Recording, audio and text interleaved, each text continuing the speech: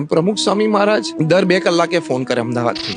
મારે થોડા જૂના સ્મરણો તમારા એમની સાથે જાણવા છે. એવી કોઈ સ્ટોરીઝ કે કદાચ અત્યાર સુધી તમે લોકોને ન કીધી હોય. 1996ની સાલમાં હું પ્રમુખ સ્વામી મહારાજ સાથે વિદેશ ધર્મયાત્રા એમના દુભાષા તરીકે ગયેલો. અમે થોડા વહેલા ગયેલા, 15-20 દિવસ મહિનો, અને ત્યાં અમેરિકામાં મારો એક્સિડન્ટ થયેલો. મારા માથા નીચે આખું પુલ ઓફ બ્લડ હતું. એટલે ઇમરજન્સી હેલિકોપ્ટર સર્વિસીસ આવી, જે ટ્રાફિક પોલીસે મંગાવીને મને એરલિફ્ટ કરીને હોસ્પિટલ લઈ ગયા. હું તો બેભાન હતો, લગભગ હું 3 દિવસ સુધી બેભાન રહેલો હોસ્પિટલમાં. પણ એટલે ભાનમાં હું પાછો બેભાન થઈ જાઉં. એટલે હું 2-3 દિવસ ક્યાં હતો કોઈને ખબર નહોતી. પણ પ્રમુખ સ્વામી મહારાજ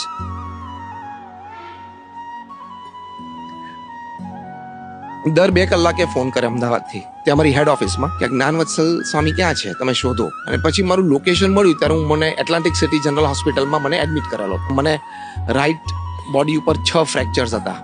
અને પ્રમુખ સ્વામી મહારાજને ખબર પડી એટલે પ્રમુખ સ્વામી મહારાજે ફોન કર્યો. એ વખતે પ્રમુખ સ્વામી મહારાજ પહેલું વાક્ય બોલેલા કે આપણું જીવન પૂરું થઈ ગયું.